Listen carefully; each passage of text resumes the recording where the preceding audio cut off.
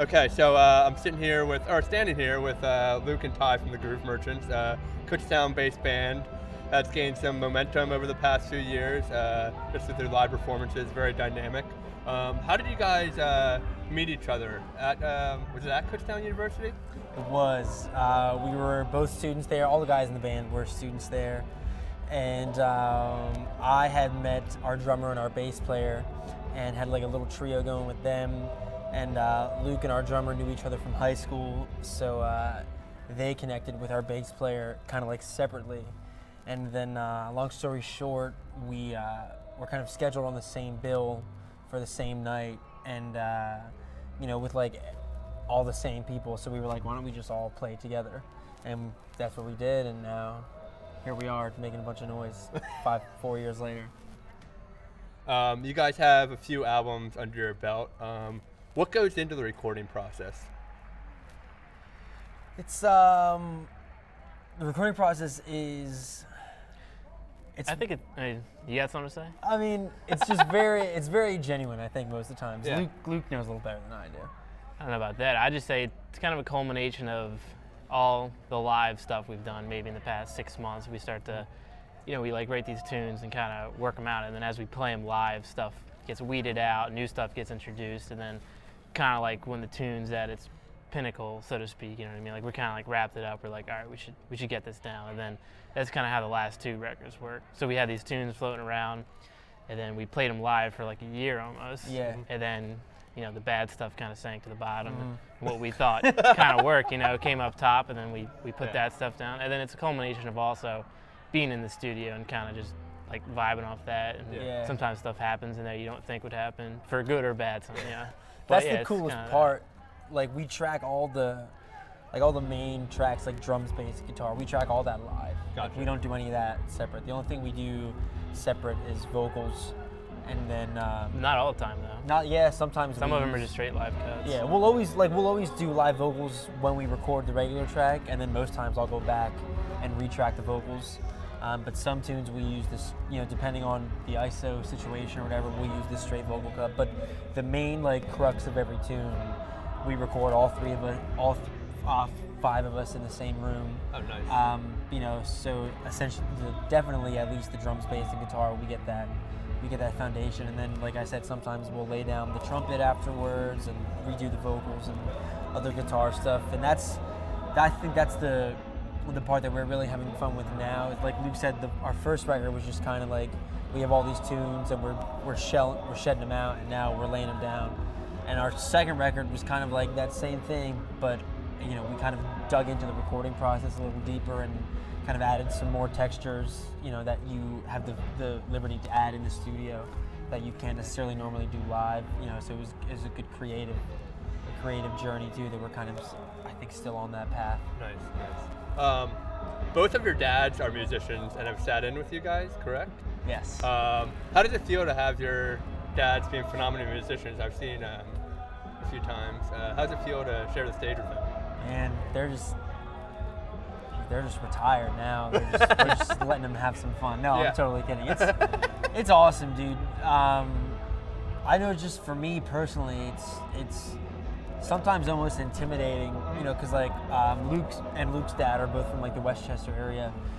Myself and my dad are from the Lehigh Valley, and so he has been playing music in the Valley for the last 50 years.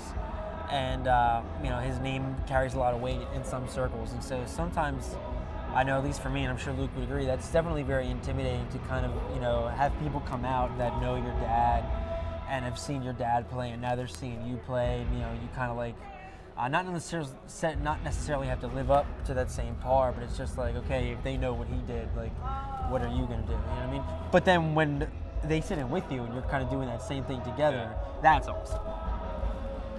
Yeah, I can definitely relate to a lot of that. I think I'm really fortunate. I consider myself fortunate to have grown up around him and all his friends, because he's one of the best musicians I know, if not the. And just kind of getting like hip to that and exposed to that is awesome. And sharing the stage is awesome. And kind of grew up learning how to gig and Same. And what to do and what not to do and all that kind of thing. Usually it was what not to do. It's it's cool. He's always been about the music, and that really Yeah. translated with me. So I thought that was cool, and among many other things. Yeah. But Usually, every once in a while, you have a few special guests, Bethlehem musicians, sit in. Are there any musicians that you really look forward to sitting in with you guys every once in a while? Guys that come out, or Yeah, like guys in the that come future? out.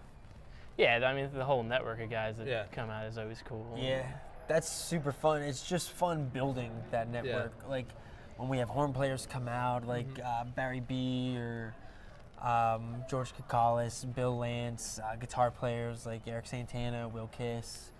All those dudes is just when I was younger, like going back to the dad thing, I would always be almost kind of in awe of like how many people in the music community that my dad knew, and kind of the same thing Luke just mentioned, growing up around it and meeting all those people. And it's fun for me now to kind of be building our own network and doing that and having these dudes come out and sit in. And of course, it's always an honor that they feel like you're good enough to want to sit in with you. You know what I mean? So that's always fun.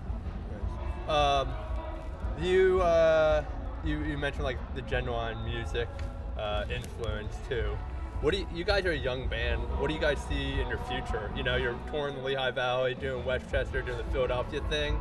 Do you think this could be a full-time gig and off on the road? We like to take it as far as it may be, man.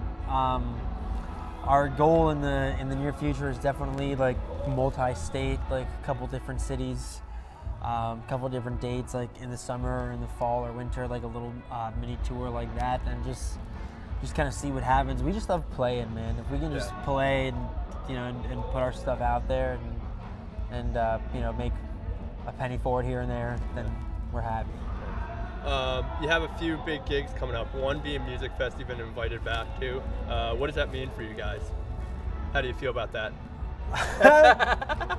Luke is gonna feel tired because we got like 3 that same week. Yeah, it's an honor to be like included in the music scene around here, and these guys work really hard to keep these things going, and people like you come out and support it, so it's an honor to be a part of that, and just to be able to play and just be a part of it is an awesome experience. And Music Fest is such a great event. People know that, like on the whole East Coast. Yeah. Absolutely. So it's a really cool thing. Everyone's hanging out, and it's an awesome thing to be a part of. Yeah.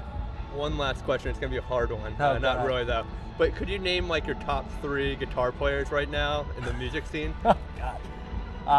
Well, Luke is Only 3. Luke is the Number lead 1. guitar player, so I'll shelve this question off to him, and if he can't decide, then I'll step in. If we're talking guitar players, I mean, it always kind of changes. It goes like up and down. I can name like 50, but guys that are around doing it right now, I've been really into Oliver Wood. He like plays in this band, the Wood Brothers, and he's just got the most like authentic guitar playing. I mean, it just kind of hit me when I heard it. It's not like the most like technical or awe-inspiring in that respect, but it's like a real breath of fresh air, which is like, it's like grittiness and it's raw, and it's kind of reminds me like Sunhouse shit or like just some of that real gnarly stuff. Him, and then definitely Derek Trucks. I mean, Yeah, he's for sure. yeah, I like. That's Luke's dude, man.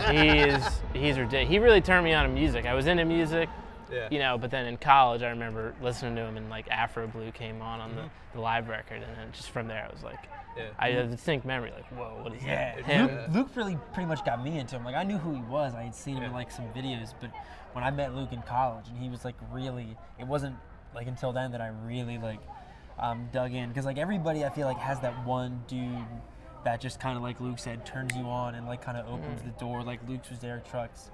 Mine personally was probably like John Mayer. That's always a point of contention with a lot of people I talk to, but I kind of discovered him more on the guitar player side, not on like the pop side. I kind of went back and then was like, oh, he also does this, but the stuff with like his trio and his, he kind of like really can open my eyes up to like, wanted to pick that axe up and do that. Personally, Derek Trucks, my first show is November 9th, 2002. Yeah. And then my buddy invited me out, and it's he does something super special. He's very mild-mannered. Oh, yeah, his tone is something very different and unique than it'd be any other guitar players.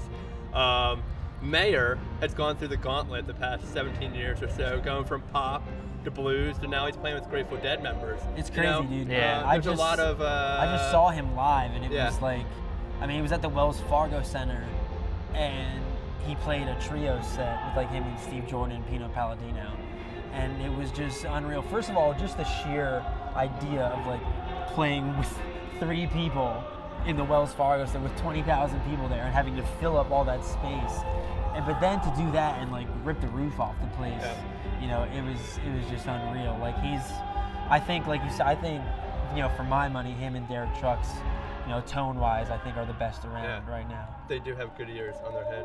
Oh, it's unreal. You ever heard of I don't know if we have to use this for the interview. go for it. You ever heard of guitar player JD Simo? I knew it. I knew you were. No. He's a shit, man. He's out of Nashville. Okay. And I saw JD Simo? Yeah. JD Simo. Okay. Yeah, He's his gnarly band's as hell. called Simo. Okay. But I saw him at like a tiny pub in what's it called, Manayunk, and they freaking. Manayunk Pub?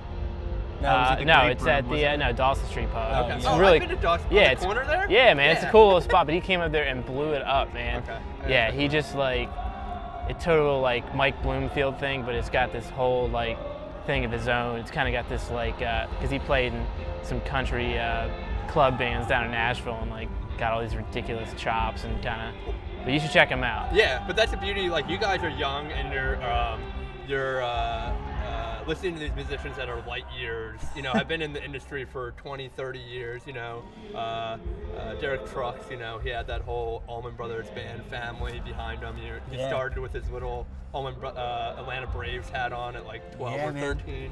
But it's it's what you just said. It's like pretty much like finding your own groove and finding your own tone and learning from other musicians too. That's absolutely. the beauty of it. Oh you know? yeah. We learn from everybody. We learn from each other, I think, the most. But then also, you know, just listening to those cats, like I said, finding those dudes who really kind of open that stuff up, and then just like sleeping with it and studying it, and like, you know, listening to it 1,000 times. I'm not kidding. Like 1,000 times, get it in your head before you even pick up your guitar and try and play that riff, and then just like gigging and like meeting other bands and like, you know, learning what they do, and you know, and that's just what's awesome about music live to me music. is pretty much having an open heart and an open mind with things, you know. Absolutely. Being man. able to experiment and whatever you want to do, whatever flows. Sure. Yeah. And For like sure. you said about the record, the bad tracks, which I think were probably pretty subpar, but you know, musicians are tough on themselves sometimes. So, you know, the bad tracks and the good tracks. So. Yeah, man. Anything else to add? I'd feel like it'd be a sin if I didn't mention Johnny DeFrancesco also as well. Oh yeah, Because I he's remember definitely him from what is it, The Sermon? No. no. He had his own band for a long time, playing like Okay. a bunch of different projects. But his dad, Papa John DeFrancesco, they did like an organ trio thing for a long time. And that's the first music I ever heard. And to me, that was all music was and would ever be for like the first 5 years of growing up. So that was a huge staple, and I'm happy to have been exposed to that. So you should check him out. All right. That's true. And my dad is a guitar player as well, just so I don't get yelled at after this interview.